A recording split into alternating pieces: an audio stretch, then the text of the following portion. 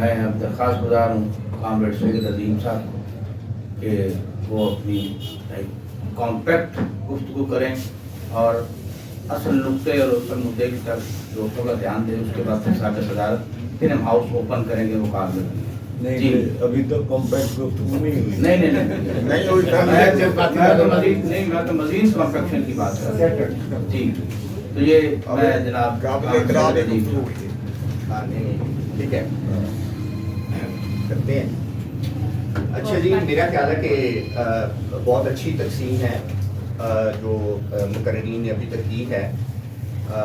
بنیادی طور پر اپنا کامریڈ کرنی نے بڑی تفصیل کے ساتھ وینزویلا کے اندر کی صورتحال اور اس میں جو ممکن تبدیلی یا ممکن تجزیہ تھا وہ بہت اچھے طریقے سے پیش کیا. اور میرا خیال ہے کہ کامریڈ جو شہزاد ہیں انہوں نے بڑے اچھے طریقے سے ہمیں بتایا کہ یہ صرف وینزویلا نہیں, ہم اس کو براڈر پرسپیکٹو میں رکھ کے دیکھتے ہیں.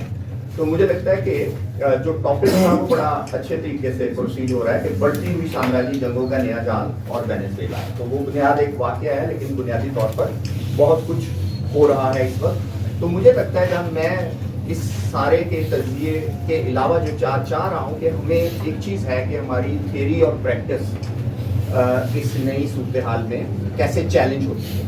میں کچھ سوالات اٹھاؤں گا, کچھ تبدیلیاں جو میری نظر میں آ رہی ہیں اس کو دیکھ کے میں پہلے سیدھا اپنا تھیسس دے دیتا ہوں تاکہ پھر میں اس کی مختلف ڈیٹیلز جو ہے بعد میں آپ بتاؤں.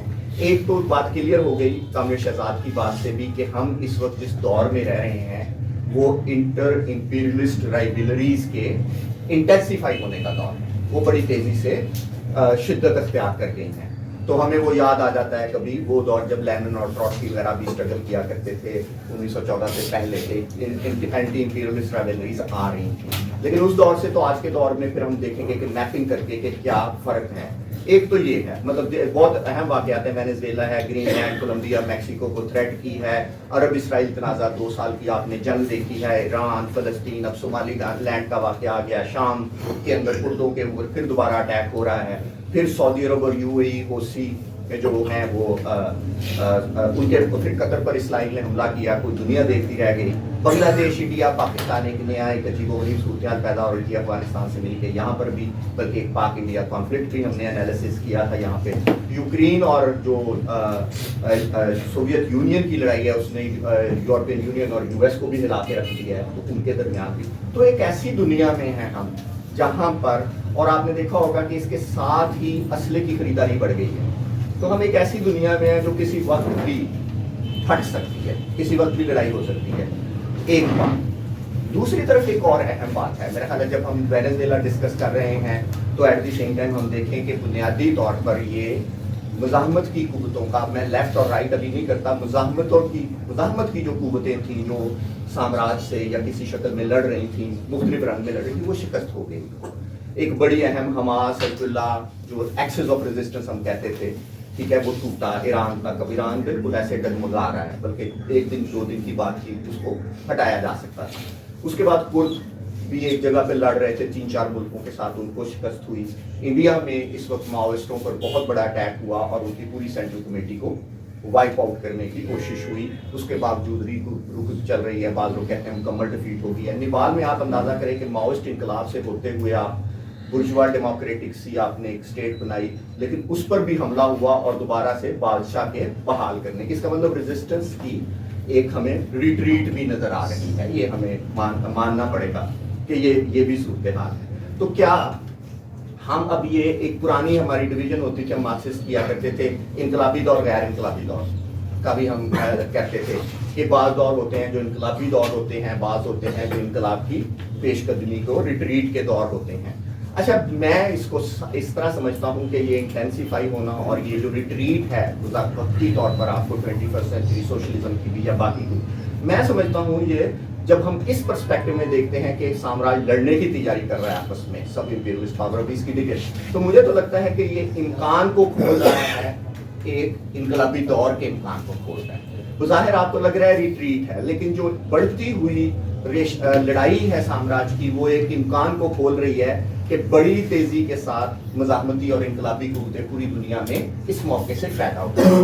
بنیادی طور پر ہم اس دور میں ہیں, لیکن यहाँ पर अब मैं दो मेरे हाइपोथेसिस के कंट्रोवर्शियल पॉइंट आ जाते हैं कि क्या मुज़ाहमती क़ुव्वतों की ये रिट्रीट के हम ये नतीजा निकालें कि अब हमने पीछे हो दुनिया में फाशिज्म आ गया, बर्बरियत आ गई वगैरह वगैरह, जैसे कि 1930s में भी आई, फिर उसके बाद हमने 80s में भी देखा कि दोबारा से न्यू राइट का राइज आया था। तो क्या हम अपने सोशल डेमोक्रेसी की तरफ वापस जाना है, फिर पुराने तजर्बे करने हैं हमने? नहीं करने। उसकी वजह मैं आपको बताऊंगा कि ये जो बुनियादी तौर पर साम्राज्य का या कैपिटलिज्म का दौर है, ये खुद उसके अपने एक अहम क्राइसिस से है, मैं उसकी तरफ आता हूँ। फिर क्या ये हम अपने मसरूफ हो जाना है कि किसी किस्म के कॉन्शियसनेस के प्रोजेक्ट में चले जाना है कि नहीं, वो भी नहीं। मुझे मेरा ये है कि सख्त इनकलाबी जदोजहद और बुर्जुआ रियासतों को तोड़ने का दौर आ गया है। जब ये लड़े तो इनको पाश करने की तैयारी करें। ये वो दौर नहीं है कि वापस ममतानी को बिठाएं या दोबारा से ये तहरीके आईने पाकिस्तान के तहफ़्फ़ुज़ में आप लाके जाएं। इस वक्त आपको सीधी तैयारी की जरूरत है। ठीक है, रिट्रीट है, लेकिन ये रिट्रीट जो है ये आपको बता रही है, दूसरी तरफ भी नजर रखें कि साम्राज्य भी बहुत बुरे तरीके से आपस में एक दूसरे के साथ इतना बुरा लड़ेंगे कि आप हैरान हो जाएंगे इस वक्त जो सूरत हाल। अच्छा, ये था मेरा थीसिस। अब मैं इसको थोड़ा एक एक करके एक्सप्लेन करता हूँ। जो थोड़ी सी बातें कमरेड शहजाद ने भी तकरीबन वही की हैं कि एक तो बिल्कुल क्लियर हो जाए कि ये दौर जो है नॉन हेजमोनिक फेज है इंटरनेशनल ग्लोबल सूरत हाल में। हेजमोनिक फेज और नॉन हेजमोनिक फेज क्या होता है, मैं आता हूँ। इंटर इंपीरियलिस्ट राइवलरीज हैं। एक अहम पॉइंट जो बार बार कॉमरेड शहजाद ने आपके सामने रखा है वो है इंटर इंपीरियलिस्ट राइवलरीज के साथ साथ सब इंपीरियलिस्ट पावर्स, या उन्हें इंपीरियलिस्ट पावर्स कहें या आप उन्हें जो भी कहें। आपने ये देखा होगा कि यूएस के मुकाबले में चाइना पर इन्होंने बड़ी लंबी बात की है, उस पर हम काफ़ी दफ़ा यहाँ पर बहुत ज़्यादा बात कर चुके हैं कि अगर उसे इंपीरियलिस्ट ना भी कहें तो आप उसे सब इंपीरियलिस्ट ज़रूर कह सकते हैं, नहीं तो उसे एक्सपेंशनिस्ट तो ज़रूर कहेंगे। बहुत सी इस पर गुफ्तगू हो सकती है। तो एक चीज़ है इजराइल, इंडिया, ये छोटे छोटे गुंडे भी पैदा हो चुके हैं। अच्छा, ये उससे भी ज़्यादा तैयारी कर रहे हैं और आप हैरान होंगे ये इंपीरियलिज्म को भी नहीं मान रहे। ट्रंप को इंडिया नहीं मानता, कभी इजराइल उसको, अच्छा सब कह रहे हैं हमने खुद इंडिपेंडेंट होना है। तो दूसरे अल्फाज में एक अहम फीचर है कि इंटर इंपीरियलिस्ट राइवलरीज ही नहीं बड़ी, लेकिन सब इंपीरियलिस्ट पावर्स कुत्ते की तरह एक दूसरे के साथ लड़ने के लिए तैयारी कर रहे हैं और ये वारफेयर बड़ी तेज है। और इसमें आप देख रहे हैं कि मिसाइल, ड्रोन, स्टेल्थ फाइटर, ठीक है, तो बाकायदा टेक्नोलॉजी एक जगह पर आपने देखा होगा यूक्रेन और उसमें वार में क्या हुआ है कि वेस्ट और रशिया की टेक्नोलॉजी एक जगह पर रुक गई, इससे आगे कोई नहीं जीत सकता था। और उसके बाद इजराइल ने आपने देखा होगा टेक्नोलॉजी की अगली एडवांस है। पाकिस्तान की लड़ाई में चीन की टेक्नोलॉजी का टेस्ट भी कहा जाता है हुआ। तो ये कहने से मुराद है कि एक अजीब व गरीब दुनिया है जिसमें आप रह रहे हैं, जिसमें अब किसी वक्त भी कुछ भी होने के इम्कानात मौजूद हैं। तो मैं फ़र्क क्यों कह रहा हूँ कि ये हेजमोनिक और नॉन हेजमोनिक फेज में आपने फ़र्क करना है कि 1914 से पहले एक ताकत होती थी जिसे यूके कहते थे, बाकी तमाम ताकतों को वो ऑर्गेनाइज करती थी। 1917 का इनकलाब, पहली आलमी जंग और उसके बाद दुनिया में कोल्ड वार और वगैरह और आज़ादी की तहरीकें जब शुरू हुई तो दुनिया एक नॉन हेजमोनिक फेज में थी जिसमें कोई ताकत डिक्टेट नहीं करती थी, दो ब्लॉक थे, लड़ाई होती थी। तो वो कौन सा दौर था? वो आज़ादी की तहरीकों का दौर था, वो सोशलिज्म की तहरीकों का दौर था, वो दौर था। तो नॉन हेजमोनिक फेज में ये ज़हन में रखना है कि आज़ादी की तहरीक। 1990 के बाद आपके यहाँ कौन सा दौर शुरू हुआ? वो हेजमोनिक फेज शुरू हुआ। यूएस एक था, वो डिक्टेट करवाता था, सारी जो सो कॉल्ड इंटरनेशनल कम्युनिटी उसके साथ मिल जाती थी, वो जाके जिस पर मर्जी हमला करता था, कोई उसको ऑब्जेक्ट नहीं करता था। तो साथ साम्राज्य का वो जो एक चेहरा था 1990 में, वार ऑन टेरर है, प्रीएम्प्टिव स्ट्राइक है, यूरोपियन यूनियन उसको कर रही थी। आज एक दफा फिर फर्क करेंगे कि 2025 की दुनिया स्पेशली वो एक दोबारा से है, कोई किसी को डिक्टेट नहीं कर पा रहा, जिसका दिल करता है जो जहां पर मर्जी हमला कर देता है। इजराइल का जब दिल किया, पता नहीं यूएस को पता था नहीं, ईरान पर उसने हमला कर दिया, 2 दिन पहले बताया और हमला कर दिया। किसी ने कतर पर हमला कर दिया, कतर भी देख रहा है कि मैं तो अमेरिका की छावनी हूँ और मुझ पर भी हमला हो गया। तो ये एक बिल्कुल डिफरेंट है। तो दोबारा ये इंडिकेशन है कि नॉन हेजमोनिक हिस्ट्री, कोई एक ताकत इस वक्त दुनिया को रूल नहीं कर रही। तो लिहाजा ये एक अपॉर्चुनिटी भी आप इसे कह सकते हैं, तो ज़ाहिर तरह भी जा सकता है, जो भी करें। अच्छा, जब तो बड़ी अहम है इकोनॉमिक चेंजेस को देखते हैं। ये तो मिलिट्री चेंजेस हो गए, ठीक हो गया। इकोनॉमिक्स अब आपने देख रहे हैं कि ये पुराना दौर भी नहीं है, लिहाजा जिस चीज़ को आज मैं एम्फोसाइज करूंगा, खुदारा वापस नहीं जाना। वो जो पिछली सेंचुरी के तजर्बे हैं वो अहम हैं, उन्होंने हमें सिखाया है, लेकिन दोबारा जाके सोशल डेमोक्रेसी के गले लगना, दोबारा से जाकर कोई कॉन्शियसनेस का प्रोजेक्ट, अभी मैं उसकी तरफ आऊँगा, जो ग्रैमची वगैरह ने छेड़ा था 1970 में, यूरोपियन मार्क्सिज्म ने छेड़ा था, उसका भी टाइम नहीं है। ये बिल्कुल एक डिफरेंट किस्म की मिलिटेंट स्ट्रगल का दौर जो है मुझे लगता है ओपन अप हो रहा है, मैं उसकी तरफ आऊँगा। लेकिन अब देखते हैं कि माशी तौर पर भी एक बहुत बड़ी तब्दीली आ रही है। वो क्या है? हमें लगता था तेल, उसकी अहमियत, लेकिन लगता है सोलर एनर्जी और बहुत सी उसकी जो है उतनी अहमियत नहीं रही, लेकिन उसकी अहमियत आज भी मौजूद है। अब lithium batteries, critical rare earth minerals, और एक मुझे लगता है जो मेन लड़ाई कैपिटल लड़ेगा वो आर्टिफिशियल इंटेलिजेंस में जो मोनोपोली की लड़ाई है। इसके अलावा आप मुझे कल ही पता चला कि अमेज़न तैयारी कर रहा है, और पाकिस्तान के कुछ इंजीनियर से मुझे मेरी मुलाकात हुई, वो उसमें मुलाजमत करते हैं, वो स्पेस में जाने की तैयारी कर रहा है। तो इस वक्त स्पेस में आना जाना एक नई साइंस और एक वो दौर आएगा। ठीक है, कहने से मुराद है कि बिल्कुल एक कैपिटल की भी अपनी एक्सपेंशन के होराइजन चेंज हो रहे हैं। एआई में हिस्से की लड़ाई होगी, अब रोबोट्स, ये वो वगैरह वगैरह। तो दूसरे फाज में मादनियात की नई लड़ाई हो गई है, मंडियों और वसाइल की नई लड़ाई स्टार्ट हो गई है, जो आपने बिल्कुल वाज़ेह है और बहुत सारे हमने दादोशुमार देखे। लेकिन एक और बहुत बड़ी तब्दीली आ चुकी है जिसकी तरफ, तो सरमाए की कंपोजिशन बदली। तो याद करें आप, जब ईस्ट इंडिया कंपनी होती थी तो वो क्या थी, वो आके बिजनेस करती थी, बादशाह पीछे होता था, उसकी शोरटी होती थी, लेकिन बिजनेस अलहदा था, बादशाह इधर बैठा होता था और वो सब कुछ करती थी। फिर 1950s के बाद आपने गौर किया होगा कि चूंकि मुल्कों के दरमियान एंटी जो नॉन हेजमोनिक दौर था, तो लिहाजा अपने अपने मुल्कों को सरमाए को बचाने की लड़ाई हुई। ठीक है, उस दौर में जो 2 जंगें भी हमने लड़ी, और उसके बाद जो दौर शुरू हुआ उसमें बुनियादी तौर पर स्टेट का रोल बढ़ गया, स्टेट का खास तौर पर। अब यहाँ से जरा एक बात, जरा जिस थीसिस की तरफ मैं जा रहा हूँ आपने प्लीज उसकी तरफ देखना है कि 1940s के बाद दुनिया में स्टेट का रोल, जो लेनिन ने लिखी थी स्टेट एंड रेवोल्यूशन, अब वो स्टेट का रोल क्या बन गया। उसने बुनियादी तौर पर आप देखें कि सरमाए को अब मुल्कों की जरूरत पड़ गई, पहली आलमी जंग, दूसरी आलमी जंग, और उसके बाद सरमाए को मजदूरों से जो खतरा था उसके लिए स्टेट जो है, स्टेट कैपिटलिज्म आया, सोशल डेमोक्रेसी आई, और हमारे मुल्कों में भी जब इंडिपेंडेंस आई तो स्टेट ने ही सरमायादारी को पैदा किया। ठीक है, स्टेट ही निगोशिएट करती थी मल्टी नेशनल कंपनियों से, अगर आपको पता हो कि आपने कहाँ इन्वेस्टमेंट करनी है, कहाँ नहीं करती। तो बुनियादी तौर पर अगर आपको 1970s की डिबेट्स आप पढ़ें, जो कि न्यू इंटरनेशनल इकोनॉमिक ऑर्डर में, तो ये नए मुल्क भी जो नेशन बिल्डिंग कर रहे थे वो स्टेट कर रहे थे, स्टेट ही कैपिटलिस्ट काम पैदा कर रही थी, स्टेट ही सारा कुछ कर रही थी। तो याद रखिएगा कि 70s में स्टेट अहम हो गई थी, जिसे हम कहते हैं स्टेट सेंट्रिसिटी।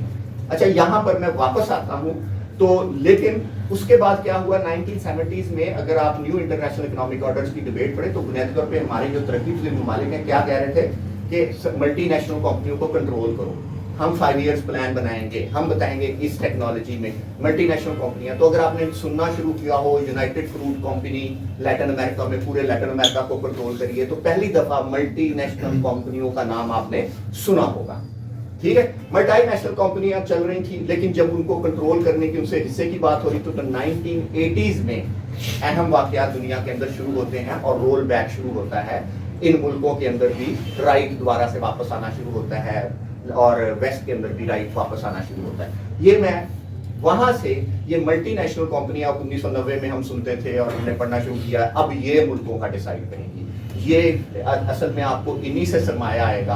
अब मुल्क जो है वो माशी पॉलिसी नहीं बनाएंगे, मल्टी नेशनल कंपनियों की इन्वेस्टमेंट जहां चाहेगी वहां आएगी वगैरह वगैरह। तो ग्लोबल मल्टी नेशनल कंपनियों से देखें फिर अगली स्टेज बड़ी जल्दी आ गई, जिसे हम ग्लोबल वैल्यू चेंज कहते हैं। यानी फोर्डिज्म तो 80s में टूट गया, तो वहां से ग्लोबल वैल्यू चेंज। अच्छा, ग्लोबल वैल्यू चेंज के बाद आज अब मैं जो कहना चाह रहा हूं वो बड़ी इंटरेस्टिंग बात है कि सरमाए का, आज मैंने मिलिट्रिज्म की बात की, बाकी चीजों की, इंपीरियलिज्म की बात की, लेकिन अब असल क्वेश्चन की तरफ मैं आ रहा हूँ कि सरमाए का वाकई सही सेंस में कोई मुल्क नहीं रहा। यानी जो स्टेट के साथ जुड़ा हुआ होता था सरमाया, अब आपको प्लीज अपनी 1970s की पुरानी थिंकिंग से हमें बाहर आते हैं। सरमाया मुल्क को चलाता है, ये बड़ी एक अहम तब्दीली है।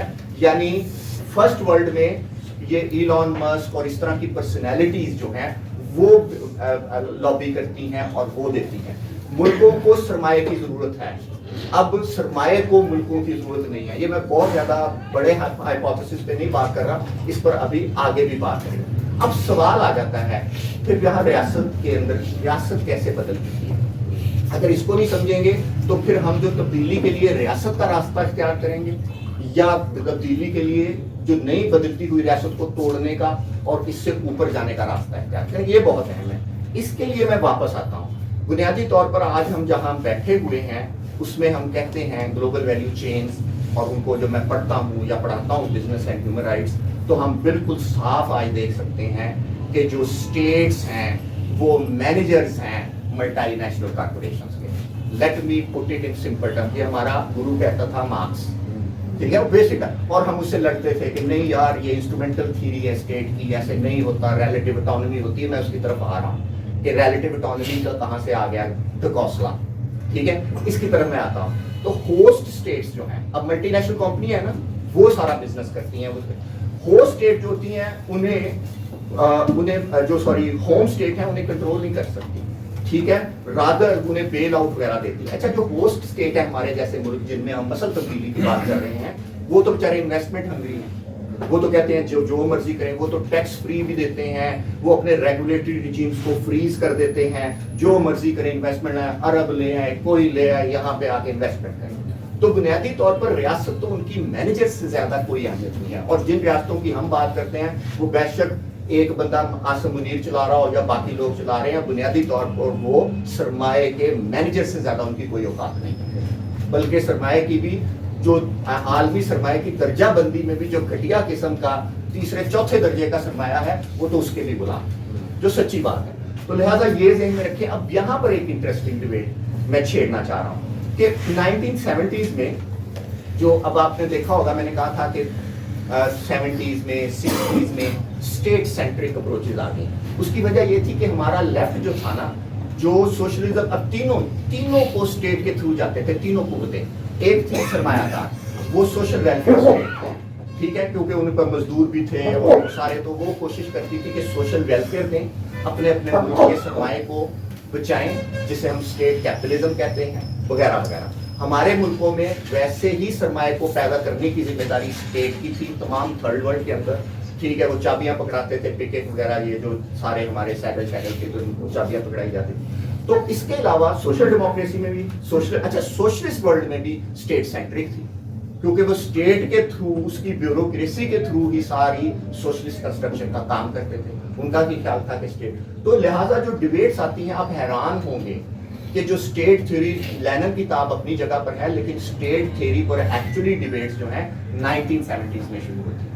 उसकी वजह यह है, जो पुराना मार्क्सिज्म लेनिनिज्म है उससे टूटती हैं यूरोप की पार्टियां, यानी कम्युनिस्ट पार्टी ऑफ फ्रांस वगैरह, वो टूटते हैं। ये बहुत इंटरेस्टिंग है। जो दोस्त भी बुनियादी तौर पर आज एकेडमिक्स को पढ़ते हैं, एल्थूजर को, कुलांजास को, ठीक है, और आप पढ़ते हैं और बहुत से थ्योरिस्ट को पढ़ते हैं, बुनियादी तौर पर एक डिबेट शुरू हो जाती है। अब जरा मैं अपने थीसिस के जिस्ट की तरफ आता हूँ। डिबेट शुरू हो जाती है कि स्टेट को हमने थ्योराइज नहीं सही किया, ये स्टेट क्या है, क्योंकि मायूसी शुरू हो जाती है, सोशल डेमोक्रेसी डिलीवर नहीं कर रही, हमारे मुल्कों में नेशन बिल्डिंग प्रोजेक्ट फेल हो जाता है, उसके खिलाफ नक्सलबाड़ी मूवमेंट आ जाती है, उसके खिलाफ अशनगर किसान तहरीक आ जाती है, तो स्टेट का सारा भूत हमारा भी उतर जाता है। तो नक्सलबाड़ी मूवमेंट स्टेट को भी, लिबरल डेमोक्रेसी को मारने के लिए निकल जाती है। यूरोप में बड़ा इंटरेस्टिंग होता है कि 1968 की मूवमेंट के बाद कि हम सोशल डेमोक्रेसी के अंदर ही कोई तब्दीली करेंगे, वहां पर भी मार्क्सिज्म लेनिनिज्म जब टूटते हैं तो असल सवाल की तरफ आते हैं कि कैपिटलिज्म अपने आप को रीप्रोड्यूस कैसे करता है। सवाल क्या है कि कैपिटलिस्ट रिलेशंस जो है रीप्रोड्यूस कैसे होते हैं। तो इस सवाल का जवाब देने के लिए वो देखते हैं, क्योंकि स्टेट सेंट्रिक है सारे, तो सब ये वैसे करना शुरू करते हैं कि कैसे कैपिटलिज्म अपने आप को रीप्रोड्यूस करता है, क्योंकि उन्हें गिराने वाला तो उनका मसला नहीं है यूरोप का। यूरोप के अंदर तो सवाल ही डिफरेंट है। 1917 के इनकलाब के बाद हमारा सवाल है इनकलाब कैसे करना है, इनकलाब की तामीर कैसे करनी है, थर्ड वर्ल्ड की बात कर रहा हूँ। उनका सवाल है हमारे यहाँ इनकलाब क्यों नहीं हुआ। ग्रैमची भी इसी सवाल का जवाब दे रहे हैं, बाकी भी इसी सवाल का जवाब दे रहे हैं। तो मैं असल बात की तरफ आता हूँ कि अब वो बड़ा सिंपल ये बहस शुरू होती है। तो यहाँ से होता है कि नहीं, ये स्टेट ने ही कैपिटलिज्म को रिप्रोड्यूस किया है सोशल डेमोक्रेसी की। लिहाजा बहुत हद तक पुराने एमएल से और इनसे ये टूटते हैं और बहस शुरू होती। पहली बहस एल्थुजर, आपने सबने पढ़ा होगा, जो उसका वो कहता है कि स्टेट का एक रिप्रेसिव स्टेट अपरेटस होता है, एक आइडियोलॉजिकल स्टेट अपरेटस होता है, फिर पुलानजास भी डिबेट करता है, फिर आता है। अच्छा, ये सब लोग पुराने एमएल स्ट्रक्चर से मायूस होके सोशल डेमोक्रेसी की रेडिकल फॉर्म्स की तरफ जाते हैं, जो कि स्टेट से बाहर हैं।